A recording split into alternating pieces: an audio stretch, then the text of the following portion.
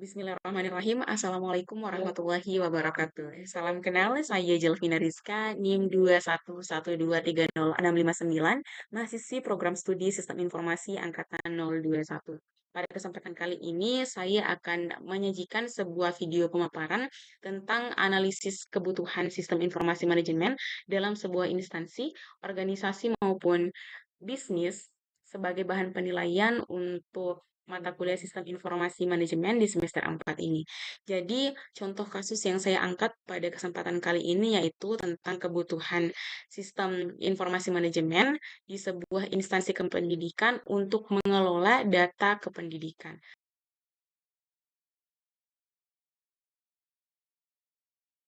Sebagaimana yang kita ketahui bersama bahwasannya kebijakan dalam sistem pendidikan di Indonesia senantiasa diamandemen dalam kurun waktu yang relatif singkat.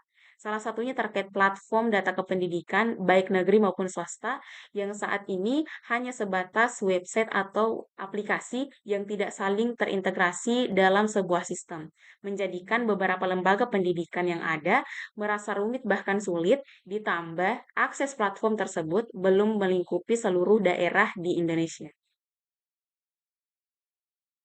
Masalahan yang saya katakan tadi dapat terjadi disebabkan oleh platform yang disediakan oleh pemerintah dirasa terlalu berbelit. Karena tiap data pokok yang akan diolah atau diinput, itu platformnya berbeda-beda. Didukung pula oleh lemahnya sumber daya manusia, bidang pengolahan data menggunakan IT, yang tentunya akan semakin mempersulit proses pengolahan data, serta keterbatasan layanan internet di daerah pelosok yang tidak merata. Sehingga masih ada lembaga yang bersifat abai sebab belum adanya peraturan terkait pengintegrasian platform pengolahan dapodik. Nah, permasalahan yang saya paparkan tadi tentu akan menimbulkan sebuah akibat atau dampak. Di antaranya, informasi tentang data kependidikan belum sepenuhnya diterima secara cepat dan tepat oleh Kemendikbud dari seluruh instansi kependidikan yang ada di Indonesia. Sebab tidak semua lembaga bisa menggunakan platform yang disediakan oleh pihak Kemendikbud. Dan tak jarang masih ada lembaga pendidikan yang lebih memilih menggunakan sistem yang sifatnya manual.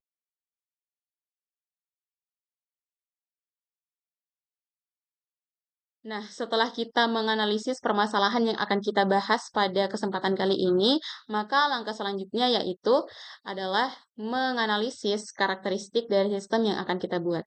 Ada 7 poin dari karakteristik sistem sendiri. Yang pertama ada yang namanya komponen. Nah, komponen ini merupakan sesuatu yang menjadi bagian dari sistem. Dalam hal ini, pihak yang akan berada di bawah naungan Kemendikbud serta lembaga pendidikan di berbagai daerah yang nantinya menggunakan sistem yang kita buat. Poin yang kedua yaitu adalah batas. Nah, batas ini merupakan sesuatu yang membedakan dengan sistem lain, yakni lingkup dari sistem yang kita buat ini berfokus pada instansi kependidikan.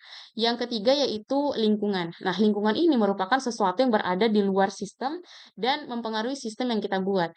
Dalam hal ini, data-data yang diperlukan sebagai objek dari sistem yang akan kita buat apakah akan bersifat menguntungkan ataukah merugikan. Nah, poin selanjutnya ada yang namanya penghubung. Penghubung ini adalah sesuatu yang menjembatani fungsi antar komponen. Artinya, tiap-tiap komponen nantinya akan memiliki peran dan fungsi masing-masing yang saling terhubung melalui komunikasi jaringan. Poin yang selanjutnya yaitu input. Nah, sebagaimana kita ketahui bahwasanya input atau masukan ini merupakan sesuatu yang akan digunakan sebagai bahan untuk diolah lebih lanjut. Di antaranya ada data kependidikan seperti jumlah lembaga se-Indonesia, data kepegawaian, data pelajar, kurikulum, kemudian ada rapor pendidikan dan sebagainya.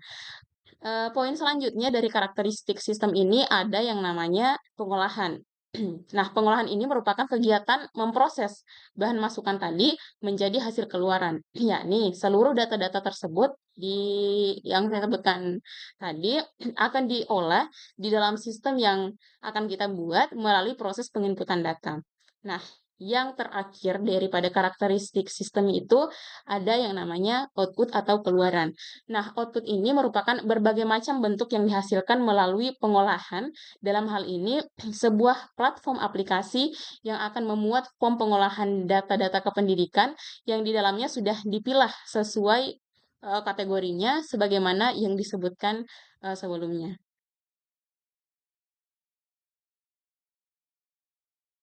Setelah kita menganalisis permasalahan yang kita bahas, yakni tentang kebutuhan sistem informasi manajemen dalam pengolahan data kependidikan, kemudian menganalisis karakter daripada sistem yang akan kita buat yang terdiri atas 7 poin, dan sampailah kita pada pembahasan yang terakhir yaitu solusi atas permasalahan ini.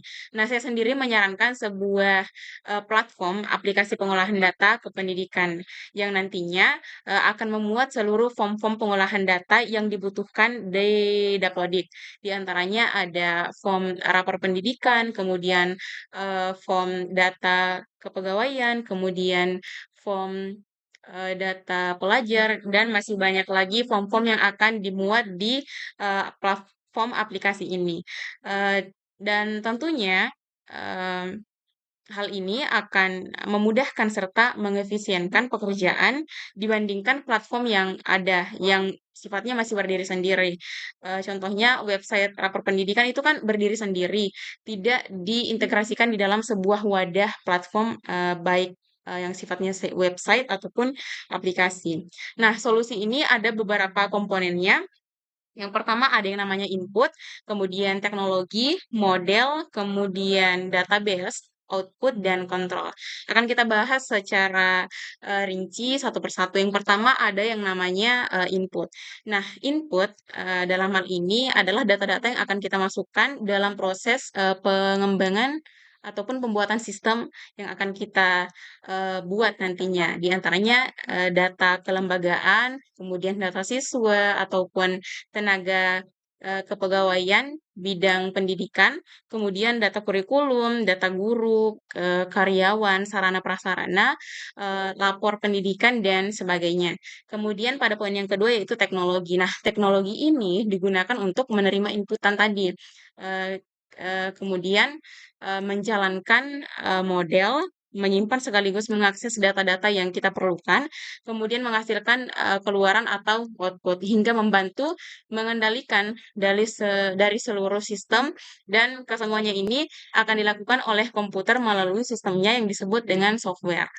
Dan poin yang ketiga yaitu model. Nah, model ini merupakan komponen yang terdiri atas kombinasi antara prosedur, logika, serta model matematik yang berfungsi memanipulasi dan mengolah data input ataupun data yang tersimpan di sistem yang kita buat.